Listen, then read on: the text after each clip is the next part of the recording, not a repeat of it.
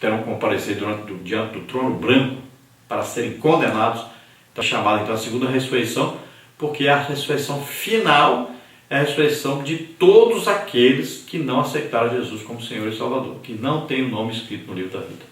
É só para condenação, para serem lançados no lago de fogo e enxofre junto com Satanás. Então todos aqueles que foram ressuscitados para a salvação, ressurreição dos justos, primeira ressurreição. Todos aqueles que foram ressuscitados para a condenação eterna, então ressurreição dos ímpios. É a ressurreição, segunda ressurreição, para a morte. Tópico 3. A ciência se multiplicará. Muitos pensam que essa expressão é uma profecia sobre os avanços do conhecimento científico e da tecnologia. Todavia, precisamos compreender a completude desse versículo. Estamos diante de um texto que menciona uma ordem expressa de Deus para Daniel, guardar a revelação até o tempo do seu cabal cumprimento. O Senhor ainda diz a Daniel que muitos correrão de uma parte para outra em busca da verdade. Entretanto, a ciência se multiplicará. O sentido da palavra ciência no texto de Daniel tem a ver com saber das coisas, ser ou estar informado, ou ter conhecimentos específicos sobre algo. Por isso, a multiplicação da ciência refere-se ao aumento do conhecimento sobre o conteúdo expresso da profecia de Daniel, não tendo relação alguma com o avanço da ciência formal.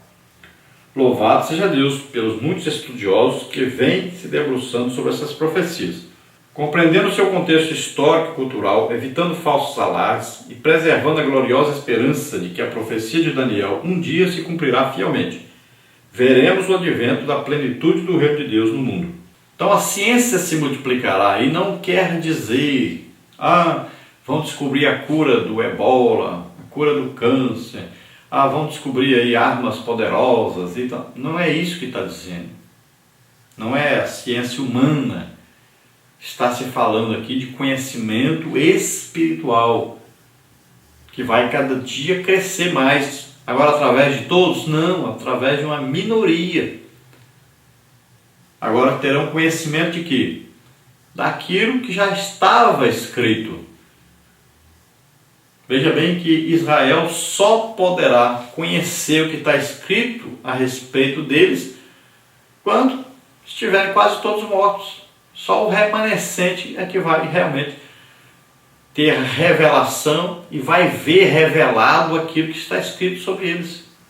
Quando eles entrarem no milênio com Cristo governando, aí eles vão folhear aí, de uma parte para outra, e vão andar de um lado para o outro, folheando a palavra de Deus, e vão vendo tudo o que estava escrito está cumprido.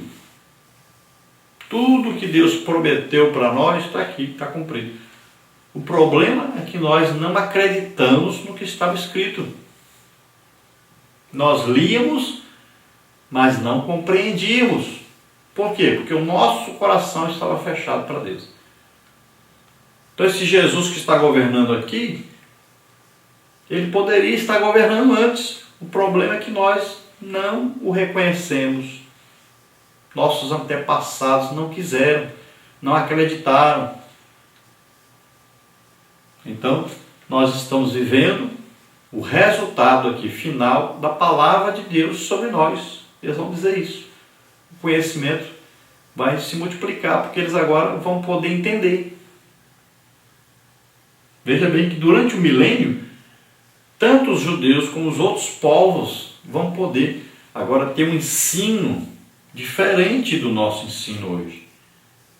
Eles vão ter um ensino perfeito da palavra de Deus na terra, porque o próprio Jesus estará ali. Então eles poderão ler o que está escrito e confirmar: aqui está a promessa, aqui está a realização daquilo que está escrito.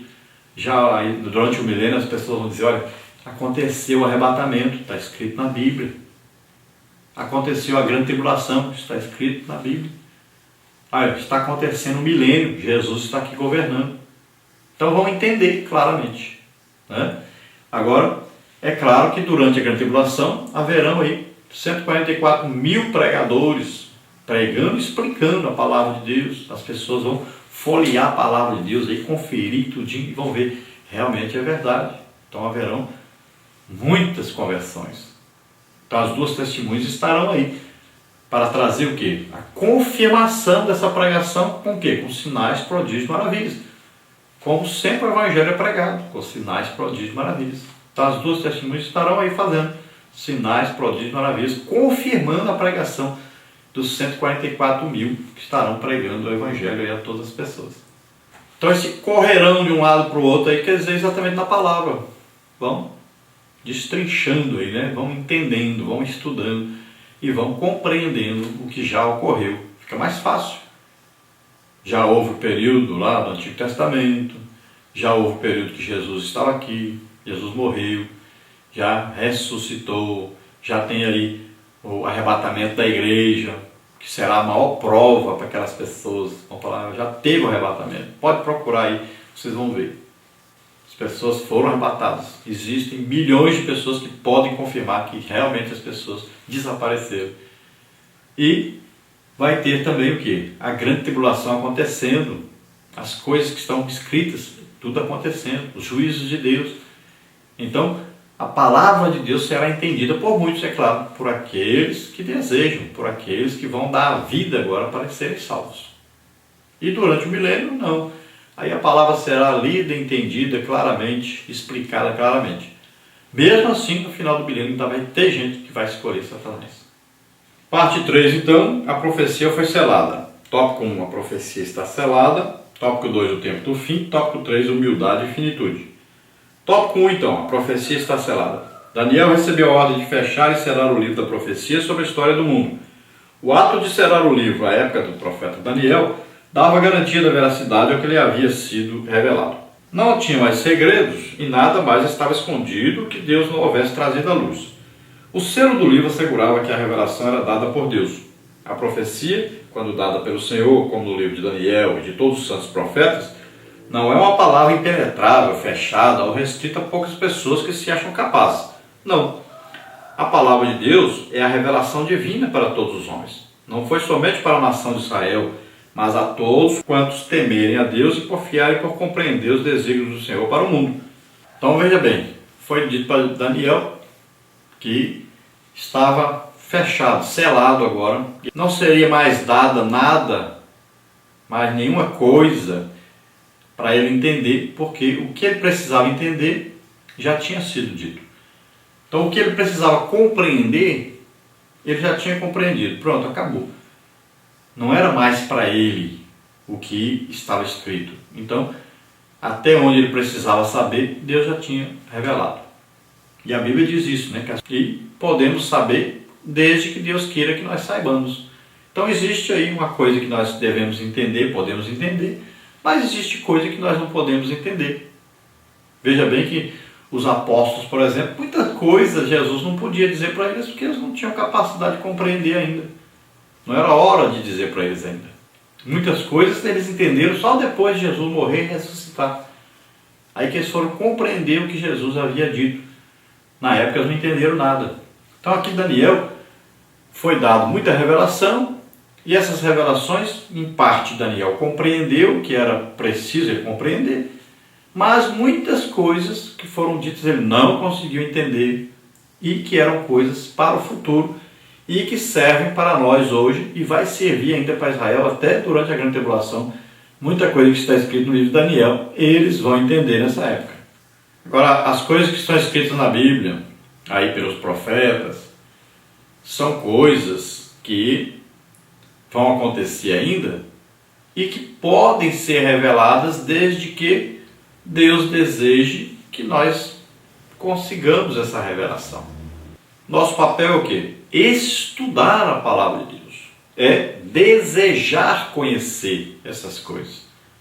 Se Daniel não fosse passar 21 dias em oração, em jejum, buscando compreender as coisas de Deus, ele desejava conhecer o futuro do seu povo. Se ele não fizesse isso, também Deus não revelaria para ele. Então nós devemos desejar conhecer as coisas de Deus, conhecer as profecias a fundo, entender o futuro, desejar isso, visando sempre o quê? O nosso bem e o bem das pessoas que nos cercam, e o bem de todos. Então amar as pessoas, desejar a salvação das pessoas, desejar trazer alguma coisa que vai ajudar as pessoas no futuro. Então, se nós fizermos isso, Deus vai nos dar também revelações. Tópico 2. O tempo do fim. Qual será o fim dessas coisas? Foi a pergunta de Daniel. Note a resposta do homem vestido de linho ao profeta. Vai, Daniel, porque essas palavras estão fechadas e seladas até o tempo do fim. O profeta foi orientado pelo homem vestido de linho a prosseguir a sua peregrinação existencial, porque a profecia já fora fechada e selada, e Daniel tinha de viver a vida sem a informação requerida. Então é dito, estão fechadas e seladas. Daniel quer saber mais coisas, quer saber o fim das coisas, o que vai acontecer e tal, ele quer saber mais coisas. Mas aí é dada a ordem. Nós cremos que ali estava o próprio Jesus. Então é dito a Daniel, olha Daniel, vai sossegar, tranquilo, porque essas coisas que você quer saber não são para você saber. É igual os discípulos ali, na época que Jesus ressuscitou, se encontrou com eles, e eles falaram com Jesus.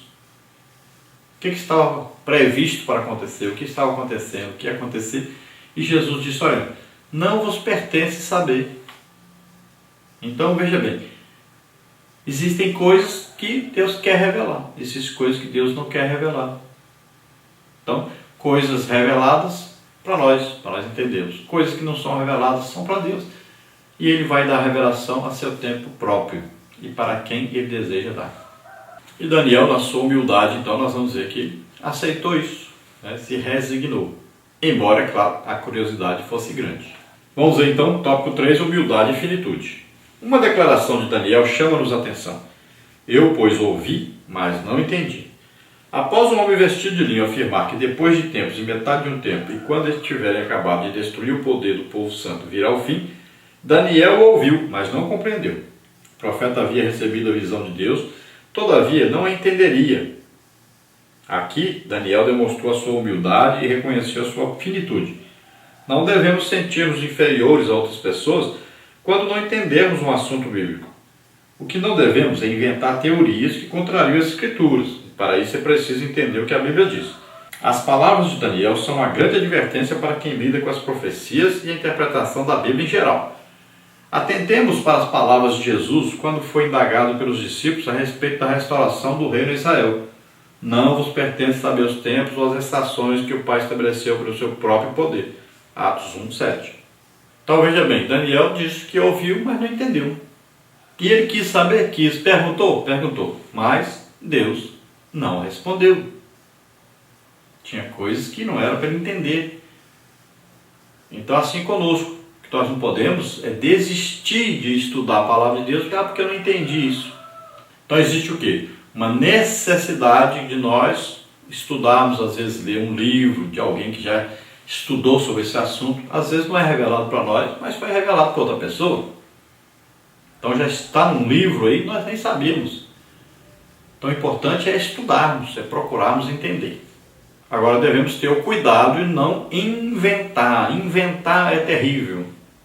Então as pessoas começam a inventar coisas. Aí a pessoa, por exemplo, nós estamos estudando sobre Daniel. Aí a pessoa vai consultar os livros lá de Testemunho de Jeová, de Adventistas, de Batistas tradicionais. Aí o que acontece? Daqui a pouco você está todo enrolado. Já não sabe mais se o arrebatamento da igreja é antes da grande tribulação, se é durante, se é após. Já não sabe mais se o milênio existe mesmo ou não, se vai ter ou não. Não sabe mais de nada, fica todo confuso. Então, veja bem, tome cuidado quando você for consultar, consulte a palavra de Deus e confira se você quer estudar livros, veja se esses livros são da sua denominação ou se o teor desses livros combinam certinho com a palavra de Deus. Veja se tem lógica nisso. Veja se os outros da sua denominação também ensinam isso, compreenderam assim. Pesquise, consulte, para não falar coisas que vão confundir as pessoas, que vão levar as pessoas para um rumo totalmente fora da realidade da palavra de Deus.